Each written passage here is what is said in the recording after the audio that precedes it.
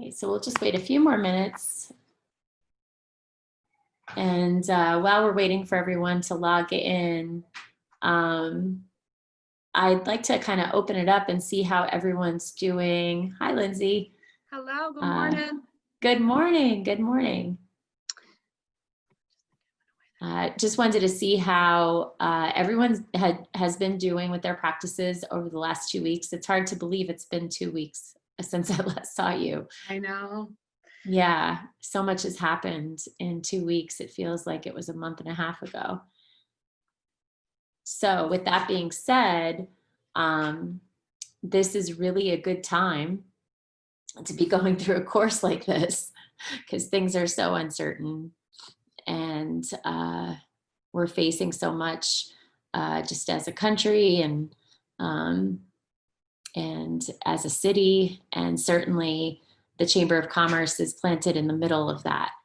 So I just want to applaud all of you for attending to the training today, for prioritizing this time on Fridays for some self-care and for willingness really to really dig in to these practices and just this cultivating curiosity is so important, especially when establishing new habits. So anytime you're adjusting to something new in your routine, when we're establishing ritual from the beginning, it's really important to have both. So we're going to talk a lot about this word willingness and how that's such an important intention, especially as we're cultivating curiosity, which will keep us engaged. So with that being said, I know not everyone is logged in yet, but I think we have enough here to get started. And I want to be sensitive to time today. So we're going to dig in. Hello, everyone. I like that you're putting your video on. I know it's awkward and sometimes it's impossible. So, but it's super helpful to us as teachers. So we're going to start out with a 3-minute practice. That's what I've asked you to work with. And remember, these 3-minute practices are right now a formal practice, but as we move along and start adding time and getting more comfortable with the formal practices, the 3 minutes can just be a micro practice. So it's something that I want to encourage you to consider even using before a meeting, before transitioning into anything new. So if you're leaving one meeting and going into a completely different meeting, it helps just to take even a minute.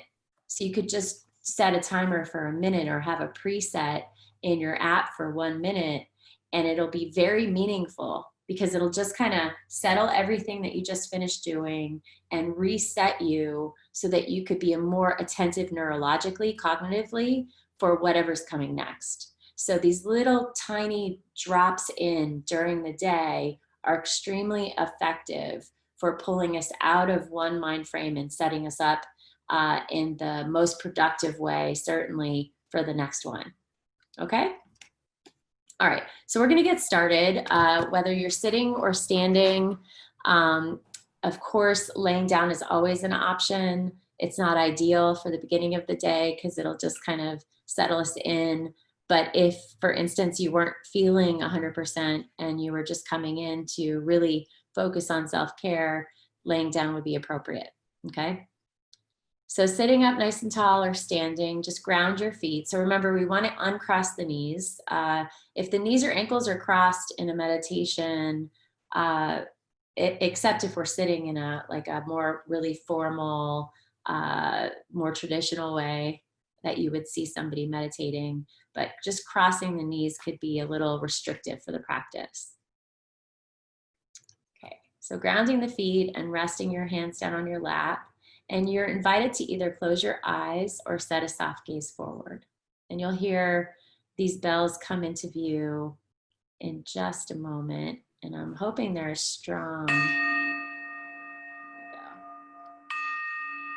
With the ear pods, I wasn't sure. So remember those tones just landing you here. landing you in your body,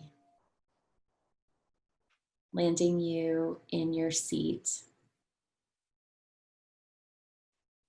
dropping your awareness into this present moment.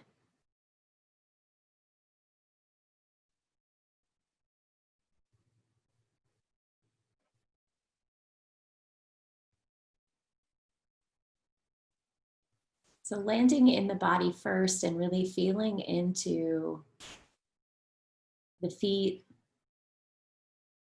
noticing how they're landing today. Imagining feeling into the feet from the inside out.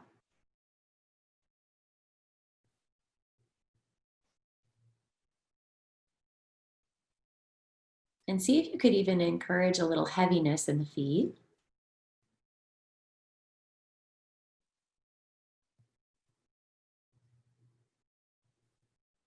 And notice what it feels like to really drop all of your attention down and in.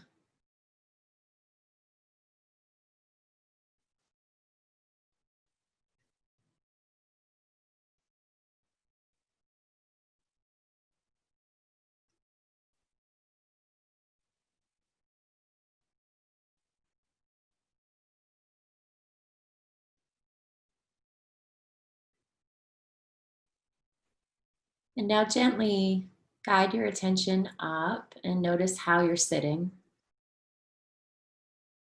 where the sit bones are landing,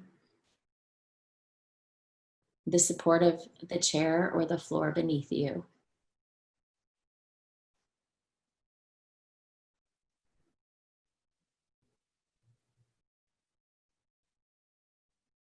And acknowledging that the support of the earth beneath this space is present.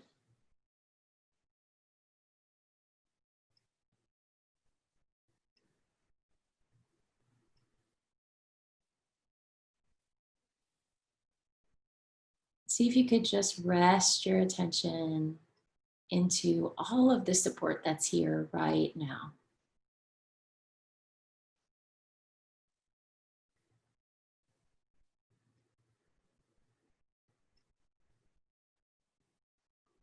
You might notice the breath or sounds, sensations.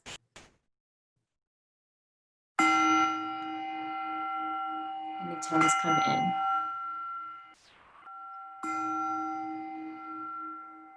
You can open your eyes when you're ready.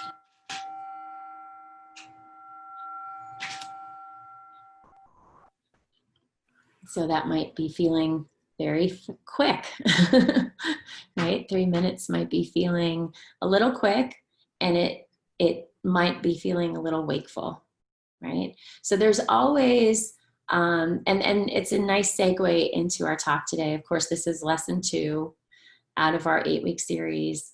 And today's lesson really centers on establishing the stabilization in the practice so that we can receive, and there's a big word here, and if you've heard it, I'm certain, of equanimity. And equanimity, of course, I think most people think of equanimity as a state of being that they'd like to be in at most times. So balance, right? But what really does that mean? And how do we start in the practices to start working with this?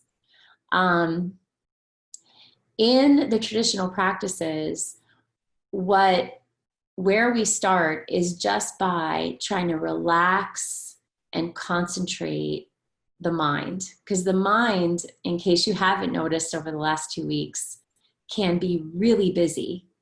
It could feel like a complete circus, right? And the instruction thus far has just been notice and gently return, returning to the anchor of the body, which we just did. That was a good example of it. Returning to this anchor of support that's supporting the body in the seat, in the formal seat, in the informal seat, right here. Returning to the anchor in the breath, using the breath as a possibility. So we're going to dig deeper today into the practices of stabilization and concentration. And this is a practice that's extremely beneficial for a busy mind. It's extremely accessible to Western students because we feel almost immediate relief and benefit of this practice. And it not only calms the system down, but you leave the practice feeling refreshed, a little more awake. So that's the idea. We want the system to be calm and alert, not just calm and sleepy, all right? And there are practices for that. So there's restorative practices, especially for calming the system, for rest, for sleep, for restoring things internally, the system in general.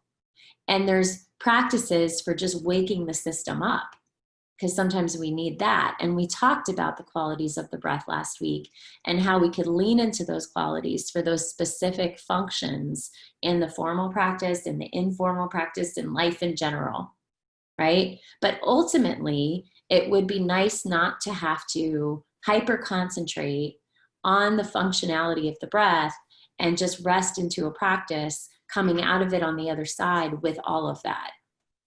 So that's where we're going into a little today. So these practices traditionally are called shamatha practices. And that's spelled S-H-A-M-A-T-H-A.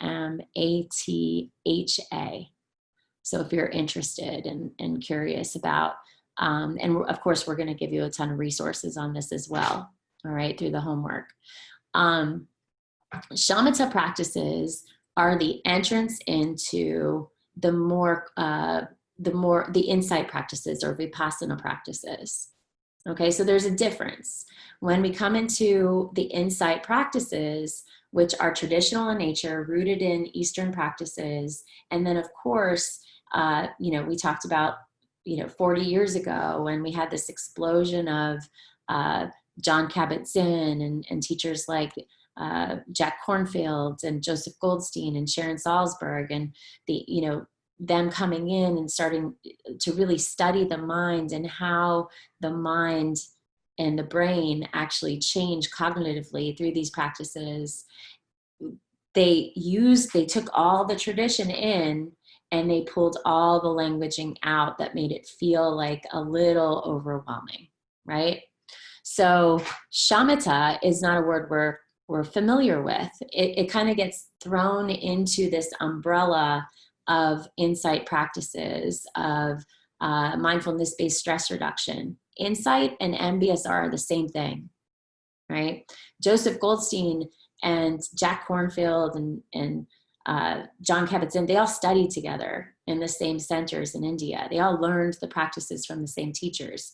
They're just oriented a little different, very slightly. And remember, everything we're doing is developing awareness. So under this main frame or foundation of, or title of developing awareness, we're doing that through the mind practices and the heart practices.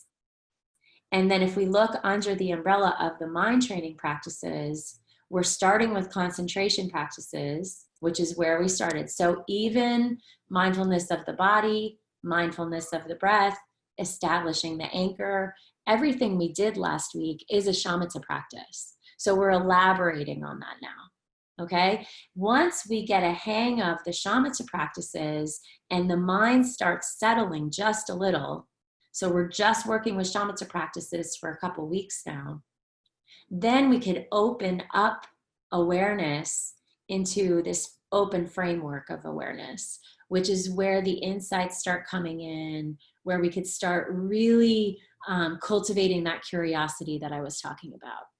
Okay, so the curiosity we're looking to cultivate through shamatha practices is, what does it feel like to notice the mind busy and to anchor into an object of attention, and then notice when we're pulled away into these peripherals, right? So there's a predominant object of attention, and then there's these peripheral objects of attention that come up, and they pull us away from the primary. or predominant, and we gently return. Does that make sense? Okay. And so it's not that we're ignoring all these things come up. We see them, but we're not attending to them. We're just acknowledging. Okay. And we're going to build on that, because we'll start there with just acknowledging, and then we're literally training the mind to return. And in that training, that's how we're building the concentration. That's how we're building focus. That's how we're able to get out of that multitasking habit that was really popular 15 years ago, right? That's 15 years ago. If you guys that are my age, right? You remember when, I would go to sales trainings and they would say, you have to be able to multitask because the brain wants to work in that way. And science has disproven that theory. All right. We're not more accomplished. We don't get more done. We're not more productive when we have 900 things going on at the same time. We're more productive when we could sit and focus and concentrate and complete, and then move on to the next task. So we've essentially become the society of ADHD people that have lost the ability neurologically to attend to what's in front of us. And these practices help. So how do we do them? All right. So we're going to do a short practice for 5 minutes in just a moment, but I want to give you some simple instruction first. Okay. So we've talked a lot about the breath. We know the qualities of the breath at this point. Today, I want you to really look and see where you feel the breath most come into the body. All right, so we're going to look at it in 3 different places. We're going to look at it right at the tip of the nose, the top of the lip. We're going to look at it as it comes into the top of the nose and turns down to go into the chest. You may experience that more in the chest. Okay, but some of you will feel it more on the top. So it's really 4 different spaces. You could really break that down. Okay, but it's really the same. So it's when it's coming in down into the chest. You could also feel that part of it by just noticing the expansion and contraction of the breath. And the 3rd place is the belly, down low into the belly space below the navel. Okay, so if you could imagine a baby breathing, laying on its back, breathing, nice and calm. When we're stressed or when we're in the stress response, it's not just affecting us cognitively, it affects us physically. So some of you might grind your teeth or clench your jaw and have tension there. Some of you may really hold tension in the back of the neck and in the shoulders, right? Or the front of the chest. And some of you may really hold tension in the low belly and not even notice that you're doing it. This is especially common with women. Does anybody have an idea why it would be common with women? No? So we have been taught through our society, through marketers, that we have to hold the gut in, right? Hold the gut in, right? Because we feel like we need to look a certain way, so on and so forth, right? There's a lot of reasons for that. But what we don't realize is we get into a habit where we're always clenching the gut and we start holding stress there. And it not only affects us because it adds tremendous tension to the nervous system, but it also affects our digestion and processing. It also affects our mood.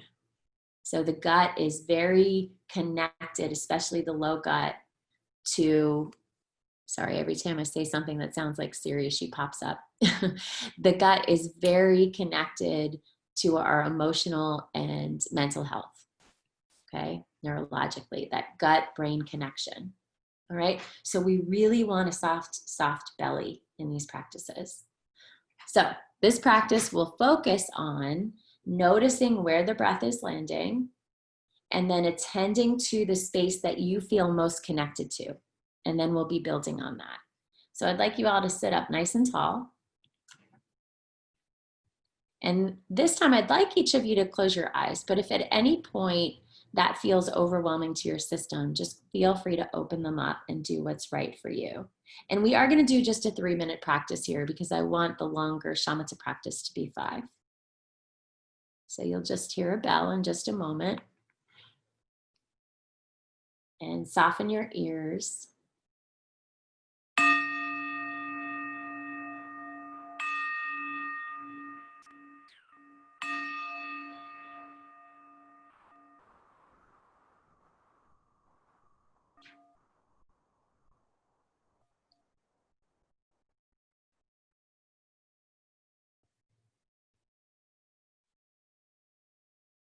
And see if you could empty the next breath out. And now let's all take a deep breath in. So we're going to take 3 long breaths together. And exhale out, empty completely. And inhale.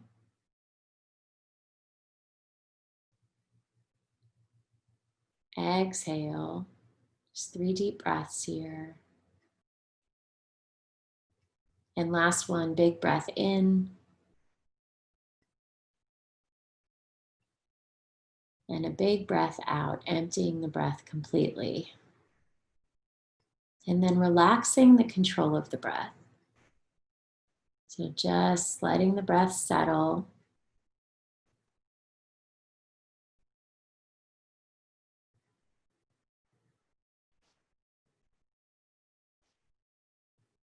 And landing all of your attention now into the sensation of the breath coming in.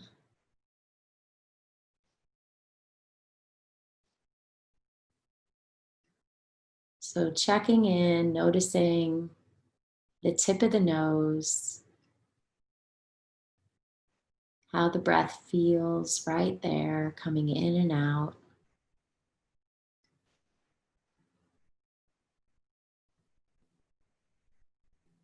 And also notice if it's hard to feel into that.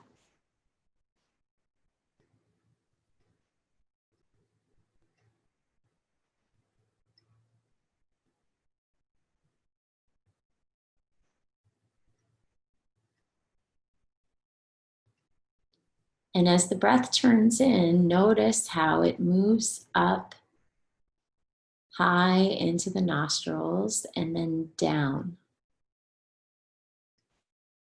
So you're looking for that turn down into the trachea. You might notice it more at the top of the chest or the collarbone. You might just feel it very deep in the headspace. So notice where it is that you could feel it most acutely, this felt sense.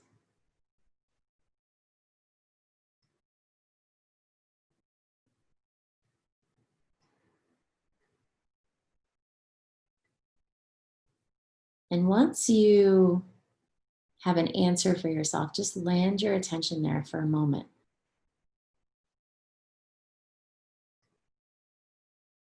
And also acknowledge if you're trying too hard and what feels more supportive.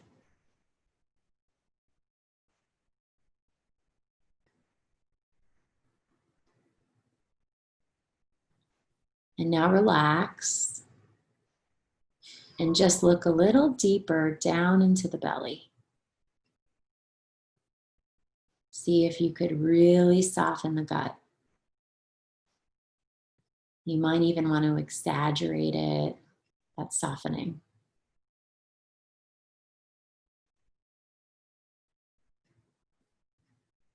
Just noticing this space below the navel.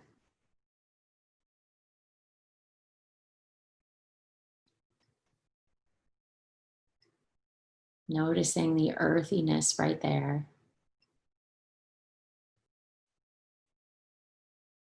And also acknowledging if this is difficult or challenging.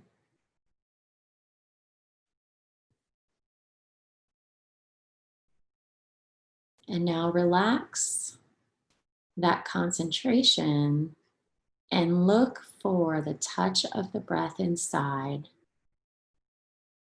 this felt sense of breathing, and rest there for just another moment.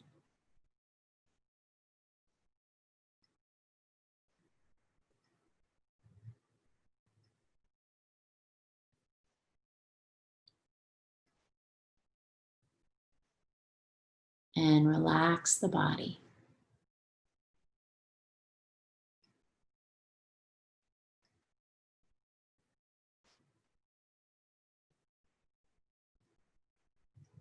And now before we end, just notice the quality of the mind.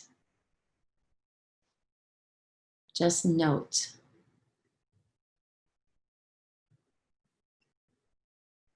And open your eyes when you're ready.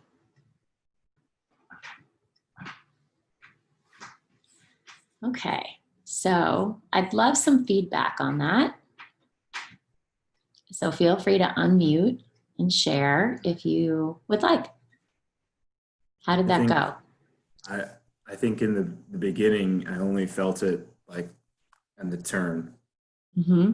And then as you went through each section, and concentrated there at the end, like the last 30 seconds or a minute or so, like I could then feel the whole process. Yeah. So. Good.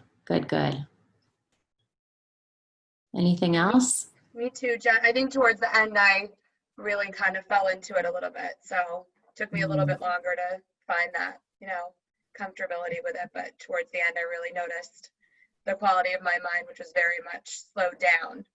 Mm-hmm. There wasn't much in there. It was very refreshing. Good. Yeah, it was nice. Good. Yeah. So we're just concentrating on that felt sense of breathing really calms the mind down. And the more we practice that, just like anything else, right? Just like I know, like I've been starting to run, right? And I know Lindsay just did the C to 5K and Hey, Megan. Yeah. Oh, awesome, Megan. Awesome. And I was reflecting on this today. It was like the third run in week 4, and the first run of the week felt so hard. And today was like, oh, this is easy, right? Yeah. And it's the same thing, right? So the first time you try anything, it's just an adjustment, and then we practice it, and we could drop into it rather quickly. So we could be at a point in the practice where we could just drop in for a minute, and we could get that same effect. It doesn't take us as long to settle in, right? And then of course, it's meditation's different, and we could be practicing for 20 years and still have difficult practices come up. Okay. And so that's where we learn self-compassion come in. So, oh, okay, mind is busy today. The mind is busy today. And that's the truth. And I don't have to pretend it's not. And I could navigate my day a little more carefully, or maybe pull some things out of my way too busy schedule, right? In other words, we start to get to know this inner landscape. And we're like, oh, there's a red flag, right? This practice usually helps. And today the mind's too busy. And I might be on the cusp of having anxiety or feel overwhelmed. And is it worth it? Right? And so we could look at the schedule, and maybe, at 9 times out of 10, there's usually 1 or 2 things that we could push. And that's okay. Right? But we get to know this inner landscape. Did anyone really struggle with the belly breathing? I didn't. I enjoyed that. Really. Good.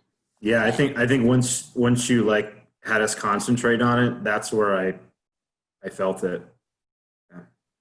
Awesome. I think for me, it was difficult.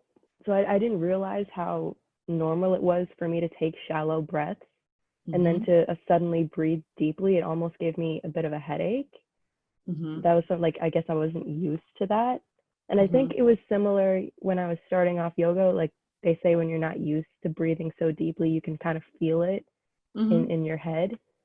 So that kind of took my focus away for a bit Mhm. until sort of like Joe said, like the last 30 seconds or minute or so. Good. Really good to notice. And such, so Hara breathing. So that's it. It's got a name. It's called Hara, Hara breathing, Hara breathing. And Hara breathing. So let me first, did I mention the Hara last time? Yeah. Mhm. So the Hara is the space below the belly that is really important to the system. And it's a space that as Westerners, we don't think of that often. So it's a Japanese term. In most Eastern cultures, this belly space is just revered as this space of wisdom and authenticity and this primordial wisdom, right? We talked about the womb of totality, I think I mentioned. So when we drop into that earth center, it is the connection to earth.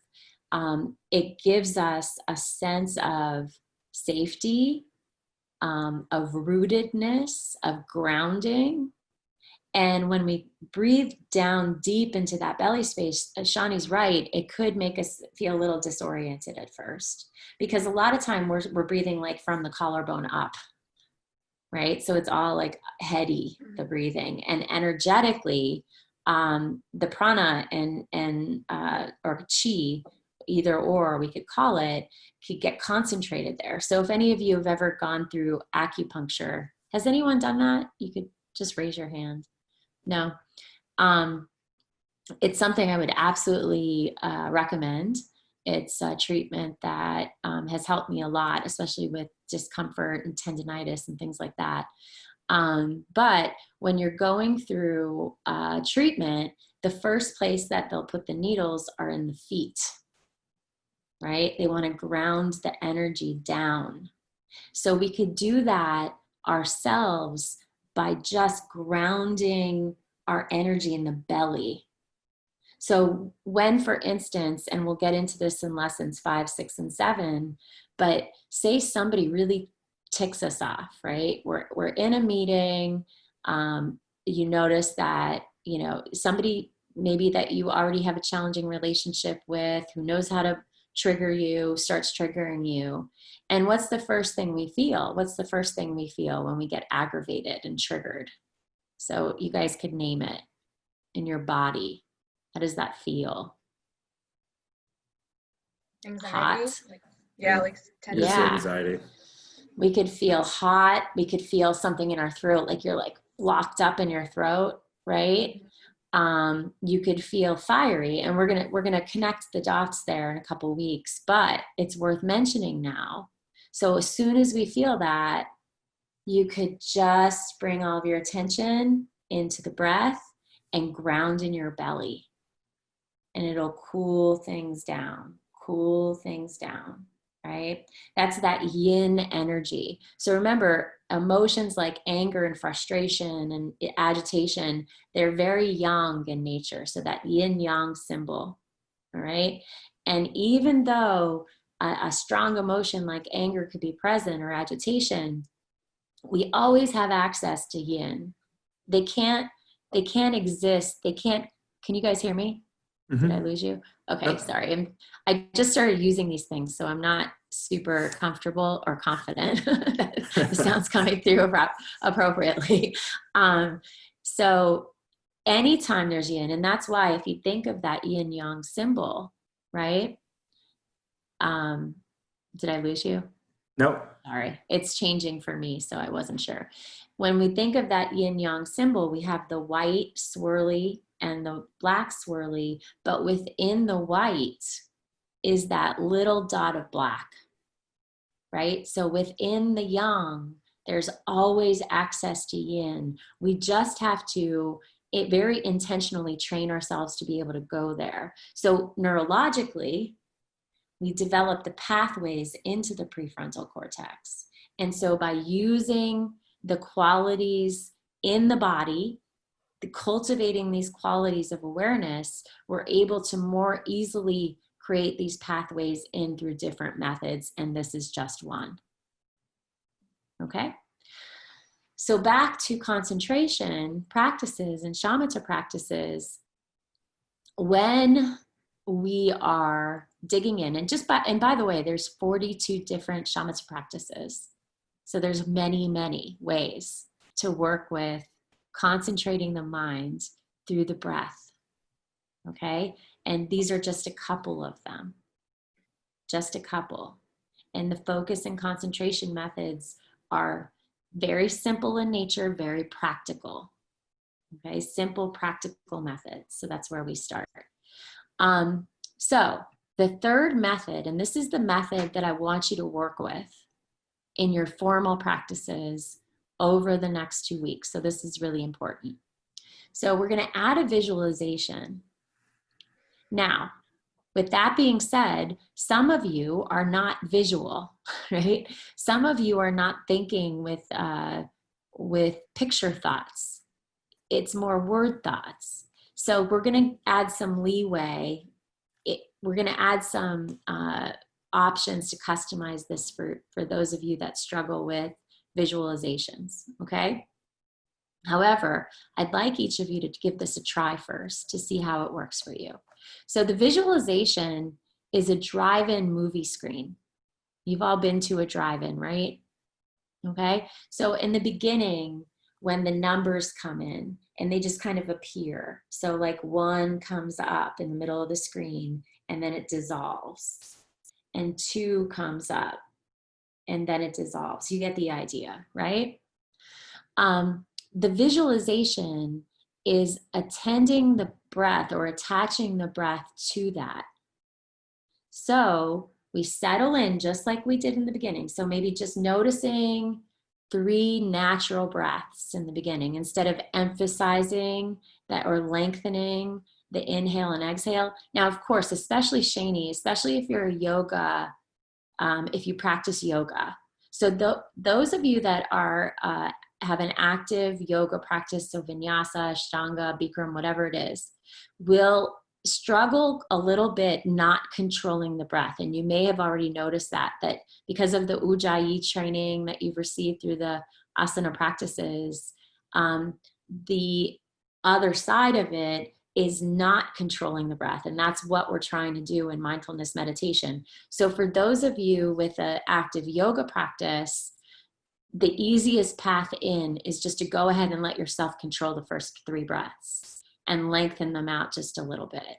But for those of you that don't have that habit, don't start it here. Okay, just try to work with the natural breath from the beginning. As soon as you get through the first 3 breaths without any particular method, then we add the visualization. So we go into the mind's eye and bring up this visualization of the white movie screen. And with the next inhale, you could imagine the number 1 appearing in the center of that screen. And that exhale just dissolves the number, okay? Next breath in is the number 2 on the inhale. Number 2 exhale, the number 2 dissolves.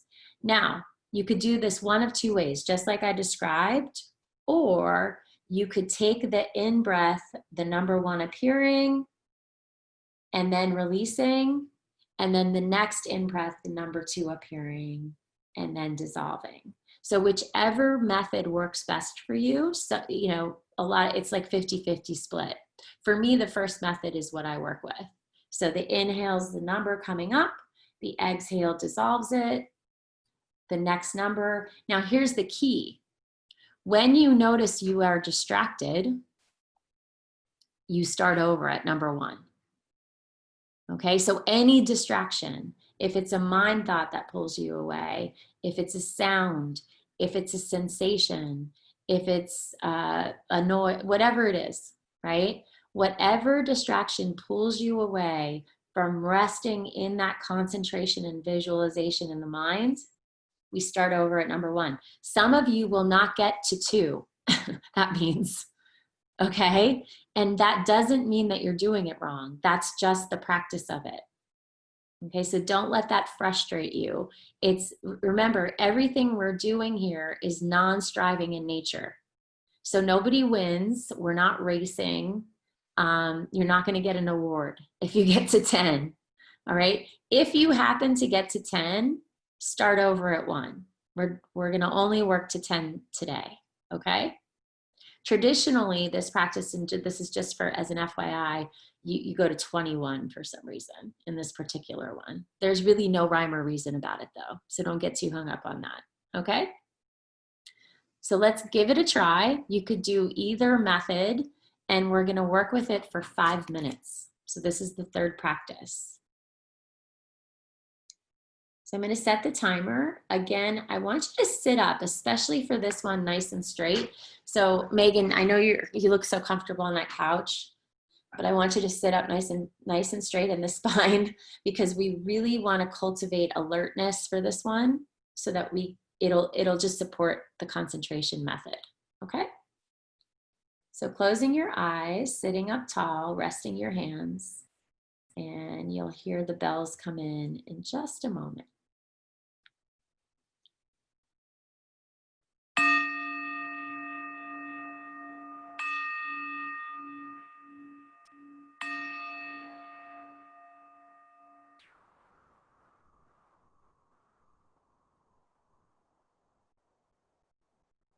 Bells landing us in.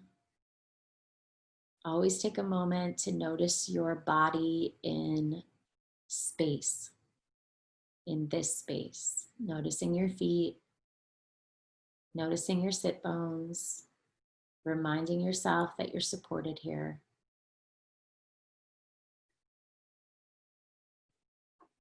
Now just take 3 breaths with full awareness. Just noticing the touch of the breath right now, and that space within that you feel most connected to the breath as an anchor.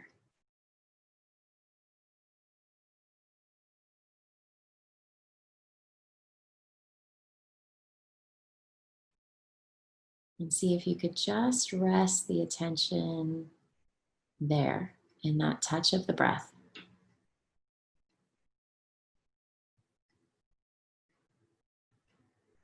And now bringing this visualization to the mind's eye, that drive-in movie screen.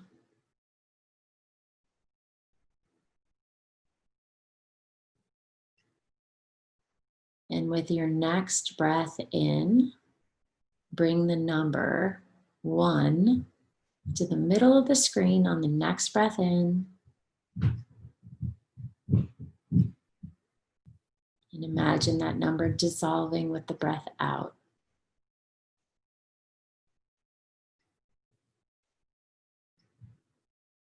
And continue on in your own practice, using the visualization and the method.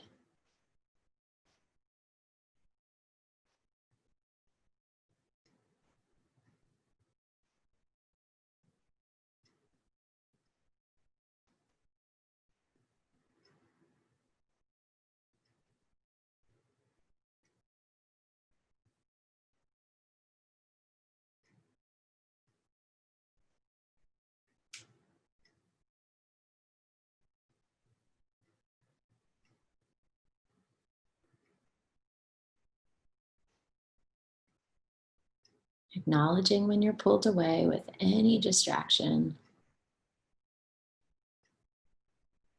and gently returning to begin again.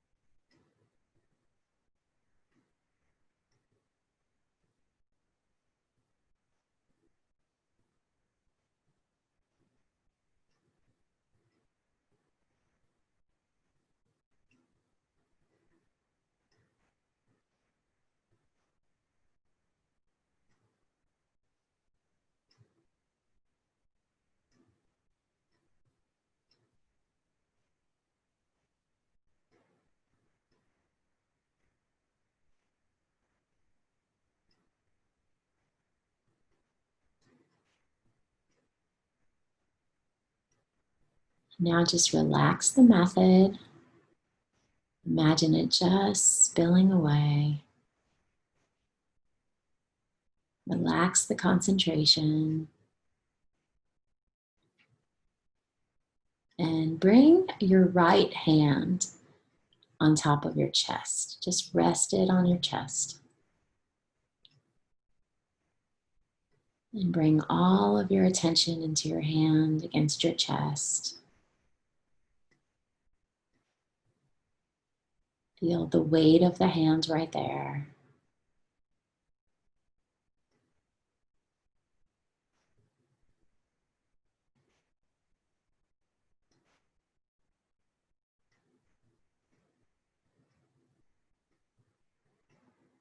Just cultivating self-compassion.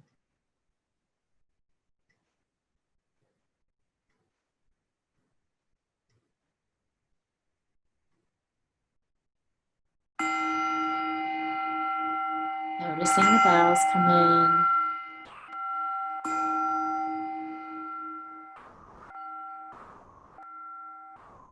Following the tone. You could relax the hand down and open your eyes. Okay. Awesome. Very good. That was 5 minutes. For some of you, that may have been your first 5-minute meditation. So congratulations, you could do it. It may have felt more supportive than 3 minutes now. So you may have noticed that. How did the concentration method go? The visualization. When I took deep breaths and focused that way, I was able to do it. If I tried to just breathe normal, I couldn't do it. Mm-hmm. I don't know if that makes sense. It's just what came up for you today, right?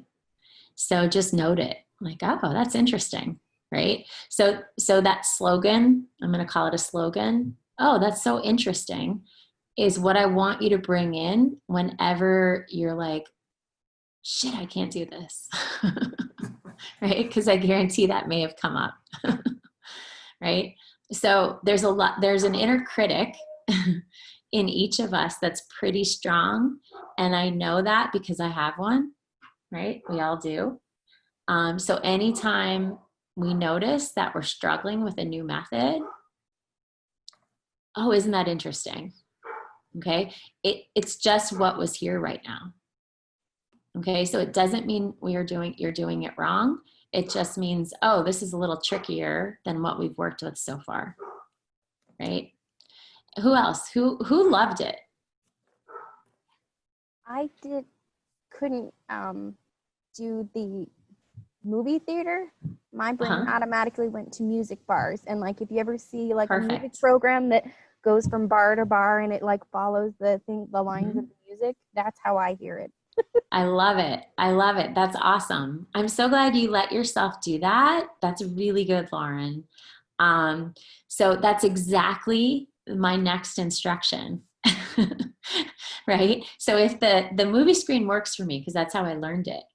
But in one of my other classes, I had a floral designer, and she only could see daisies. So, and she would just bring a daisy to her mind's eye, and she'd pluck a petal off the daisy and drop it on the exhale, right? So any visualization will be helpful here, especially if you have, I'm assuming you're a musician, right? So especially if you're an artist or artistic in any way, those are the folks that come up with their own right away. So for some people, visualizations are just hard. So part of this is noticing what kind of thinker you are, right? Some of us think in words, some of us think in pictures, some of us think in sounds. It just depends, right? So we get to start understanding how to work with the mind. At the end of this will all make more sense once we get to lesson 8, right? So this is just dropping it in here for the first time. Any other comments or anybody want to share? I just think it. ahead. No, go ahead, Lauren. I gravitate toward the sound. So like I hear myself, I can hear like my lungs fill and I can hear the sound of it travel. And I can Yes. see like the reverberations, I guess, Mhm. the best way. Like when your eyes are closed, you can see like when you breathe, the colors of your lungs like expand. I don't know. I can't explain it. I So love I it. hear it more. Mhm. That's beautiful. I don't know. August Rush, the movie August Rush. That's how I Yes, yeah, I was thinking of that actually. That's such a great movie. Such a good illustration for your experience. Yeah, yeah, very good, very good. Joe, what were you gonna say? I was just gonna say when you had us put our hand on our chest, Mm-hmm. it felt super heavy, like super heavy. Like I felt like I just was like, putting all this. It was weird. I don't know if I was in a good meditation state, but like when I did it, it was just really. So it pronounced. felt heavy. Did it feel heavy as in an anxious heavy or heavy as in a soothing heavy? Like soothing. Like I felt like, I don't know, like I was totally relaxed. And when I did it, I just felt like it was just like. Good. Yeah. So in Japan, these are called holds. Okay, so I'm going to teach you a micro practice. All right. And so just bring your right hand to your chest and bring your left hand to your forehead and just really wrap it around. So see how my thumb's wrapped around too? Good. Now close your eyes and really get heavy with your hands.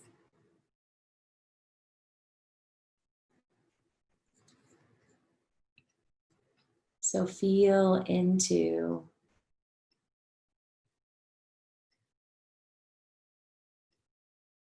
your left hand on your forehead and your right hand on your chest. And notice all the support that's right here in the hold. You might even notice the expansion and contraction of the breath.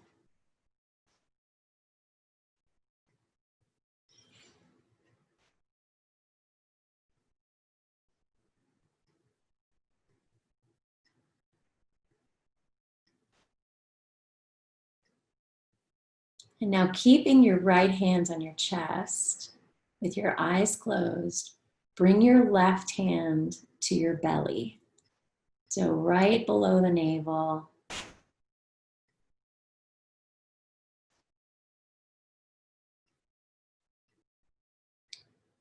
And you want to gently press into the belly and feel the heaviness against the chest.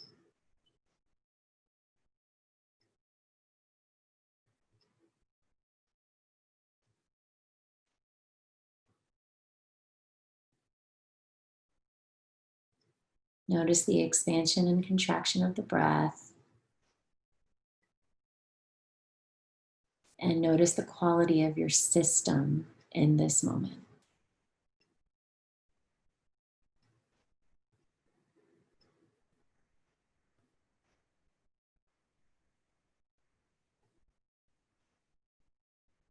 And you can relax your hands and open your eyes.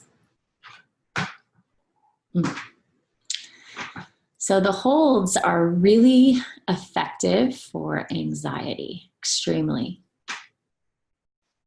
Okay, So and go ahead. I totally felt tremendous anxiety when I was doing it. Really? Okay. Yeah. Which one, for here? No, when I went down and I was chest The and belly, belly. like I felt, I don't know, it was a little bit of anxiety. Okay. I don't know. Yeah. I would, if this felt better, just stay here for a while. Mhm. Don't add that second layer. Because that is really where I go first. So if I only have time for this, I might just right? It just drops you in. It's a protective hold, right? The belly should feel more soothing. And if it doesn't right now, just come back to it later, right? So weird things happen when we're dealing with anxiety. So it's not unusual to feel anxious with any of this stuff, right? And so especially if you're in a loop of anxiety, and I'm not saying you are, but if you are in the midst of something that's really anxious and you lean into a practice that's typically soothing and it's not, don't lose trust in the practice. You just might be so caught up in your system that you don't have access, and try something else. A glass of water, go outside, connect with the elements, name what you're seeing around you in your environment. Those are the biggest, like those are the most clear cut hacks in when you're really like caught up in something. So it's just things that you all should take into consideration. But that hold is especially good with kids. So if you're trying to calm down, especially little kids that you like can't grasp some of these concepts, right? We're not going to try to teach a 3-year-old meditation, but we could teach them how to take a deep breath and exhale. And we could teach them how to just do this, and they might feel better. So this helps my kids. So it's something you could share. It's also good for older folks, right? Because they may not be open to some of the other stuff that you're learning. Anybody else have any questions there? Okay, so for the last, so there's one more important topic, and I'm going to read you. I want to give you a reading. And I thought it was, okay, it's right here. And then I just wanted to talk to you about one more practice that I'll have you do over the next 2 weeks. So this is a poem by Mary Oliver, and it goes like this. One day you finally knew what you had to do and began. Though the voices around you kept shouting their bad advice, though the whole house began to tremble and you felt the old tug at your ankles, mend my life, each voice cried. But you didn't stop. You knew what you had to do, though the wind pried with its stiff fingers at the very foundation, and though their melancholy was terrible. It was already late enough and a wild night, and the road full of fallen branches and stones. But little by little, as you left their voices behind, the stars began to burn through the sheets of clouds, and there was a new voice, which you slowly recognized as your own, that kept you coming as you strode deeper and deeper into the world, determined to do the only thing you could do, and determined to save the only life you could save.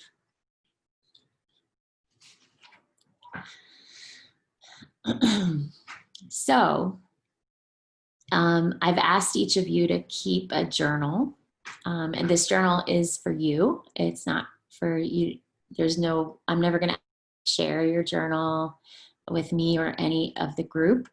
Over the next 2 weeks, it's really, really important that you understand fully your motivation for doing this class. And if the motivation is because Lindsay set it up, just write, okay? That could be the motivation, okay?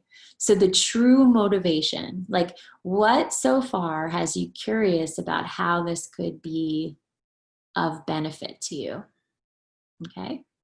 And we're gonna come back to that again and again as we go through the course. The second practice is a practice of preciousness.